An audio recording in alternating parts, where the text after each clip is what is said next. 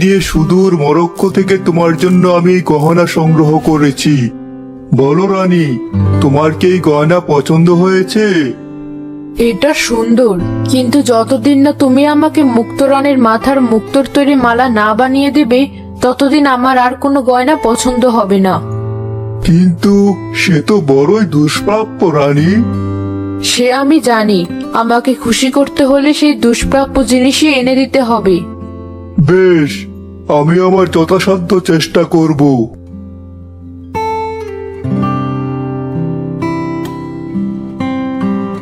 আজ তোমাকে দেখে এমন লাগছে কেন? কাল রাতে অনেক বৃষ্টি হচ্ছিল, আমি ভাবলাম তুমি ফিরে আসবে, তাও এলে না। ওই বৃষ্টির মধ্যে কোথায় ছিলে তুমি? বৃষ্টির সাথে ঝড়ো বাতাস ছিল না বলে বৃষ্টিতে ভিজে ভিজেই সারা রাত মাছ ধরেছি। বেশ ভালো মাছ ধরতে পেরেছিলাম, তাই আর ফিরে আসিনি। এই নাও টাকা। বৃষ্টিতে ভেজার কারণে মনে হয় একটু খারাপ লাগছে। ঠিক আছে, তুমি ঘরে যাও, আমি খাজাজ মশাইকে ডেকে নিয়ে আসি।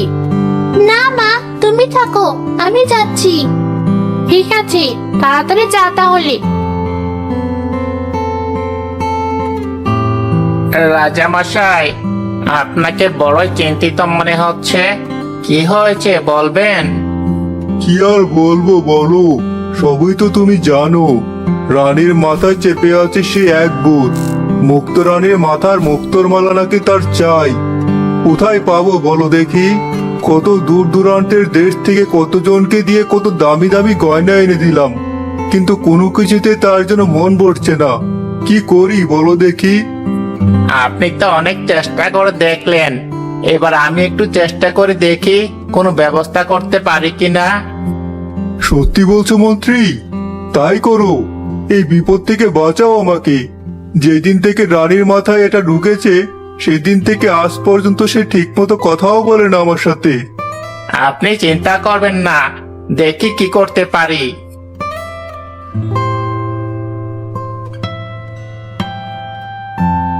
সারা রাত বৃষ্টিতে ভেজা জ্বর সারতে একটু সময় লাগবে, 15-20 দিনও লাগতে পারে। আবার ওষুধও খেতে হবে একটু দামি, তবে এই জ্বর সারবে, না হলে জ্বর আরো বেশি হবে। যা যা ওষুধ দিতে হয় দিন আপনি। ঠিক আছে, এই নাও।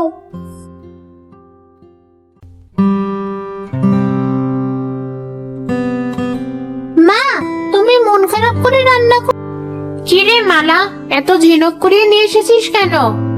এগুলো দিয়ে মালা বানাবো এখন, তারপর এগুলো বাজারে বিক্রি করব, তাহলে আমাদের আর কষ্ট হবে না।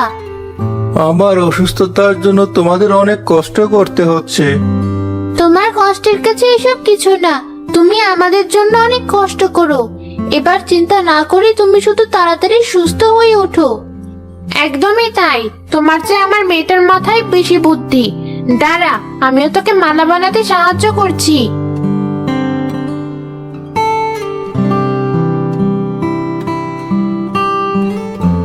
অনেক মালা হয়েছে, বাজারে গিয়ে বিক্রি করে আসি।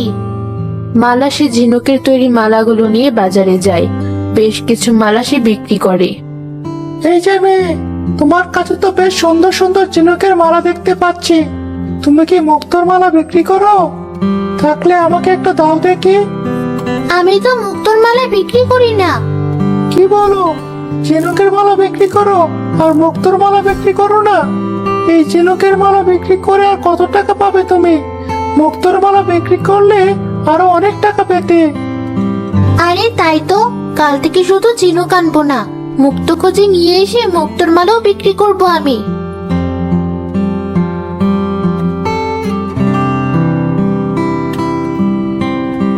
আরে এই তো মুক্ত, ওই ঝিনুকটা বেশ বড়, মনে হচ্ছে অনেকগুলো মুক্ত পাবো ওর ভেতরে। আমাকে ভেঙো না, ছেড়ে দাও আমাকে। আমি কি ভুল শুনছি? একটা ঝিনুক কি করে কথা বলতে পারে? হ্যাঁ, বলতে পারে, আমি কথা বলছি। তুমি কি? আর একটা ঝিনুক থেকে তুমি মানুষ হলে কি করি? আমি মুক্ত রানী, এই ঝিনুকেই আমি থাকি। কাল রাতের বৃষ্টির পানির সাথে ভাসতে ভাসতে এসেই পাড়ের বালুতে আটকে গেছি। এদিকে ভাটা পড়ে যাওয়ায় আর সমুদ্রে ফিরে যেতে পারিনি। ততক্ষণে তুমি চলে এসেছো আমাকে মেরে ফেলতে। ক্ষমা করো আমাকে, ভুল হয়ে গেছে আমার। আমি আসলে বুঝতে পারিনি। সে তো ঠিক আছে, কিন্তু তোমরা মানুষেরা মুক্তোর লোভে এভাবে ঝিনুক মেরে ফেলো কেন? কত রকমের ঝিনুক ছিল আগে এই সমুদ্রে, কিন্তু মানুষের কারণে তারা এখন বিলুপ্ত। আবার অনেক প্রজাতি বিলুপ্তের পথে, হয়তো আর কিছু বছরের মধ্যে তারাও বিলুপ্ত হয়ে যাবে। সত্যি বলছো তুমি? হ্যাঁ, সত্যি বলছি। শুধু কি তাই, এই ঝিনুক প্রকৃতির জন্য কত যে উপকারী সে তোমায় বলে বোঝাতে পারবো না। তোমাকে দেখে তো ভালো মানুষ মনে হচ্ছে, তাহলে কি বলছিস? মুক্ত রানী? মা, আস্তে, এই কথা যেন কেউ জানতে না পারে। তাহলে মানুষ ওর ক্ষতি করার চেষ্টা করবে। ও আমাদের অতিথি, ওর ভালো মন্দ দেখার দায়িত্ব তো আমাদেরই। হ্যাঁ, ঠিকই বলেছিস তুই। তুমি বসো মা, তুমি আমার মেয়েরই মতো, কিছু মনে করো না তুমি। মা, আমি এই মালাগুলো বিক্রি করে বাজার করে নিয়ে আসি, তোমরা ততক্ষণ গল্প করো। এই কটা মালা বিক্রি করে কতই বা টাকা পাবে? এ নাও মুক্তোর মালা, এগুলো একদম আসল মুক্তোর মালা, অনেক দাম পাবে। এগুলো বিক্রি করে বাজার নিয়ে এসো। এত সুন্দর আর এত মুক্তোর মালা দেখি তো আমার চোখ ঝাপসা হয়ে যাচ্ছে। মালা আমার বন্ধু, ওর জন্য তো আমি এটুকু করতেই পারি। ঠিক আছে, আমি তাহলে আসি। আরে, এই তো দেখছি সোনার ডিম পাড়া হাঁস। একে এত সহজে হাতছাড়া করা যাবে না, আদর যত্ন করে আটকে রাখতে হবে। কিছুদিন এভাবে চলতে থাকলে আমরা বড়লোক হয়ে যাব। প্রথমে ইনিয়ে বিনিয়ে আদায় করব, পরে দরকার হলে জোর করে আদায় করব। এই একটা সুযোগ বড়লোক হওয়ার, এমন সুযোগ জীবনে বারবার আসে না। কি ভাবছেন আপনি? ভাবছি তুমি এসেছো, অথচ অভাবের কারণে তোমাকে কিছু খেতেও দিতে পারছি না। ও নিয়ে ভাববেন না।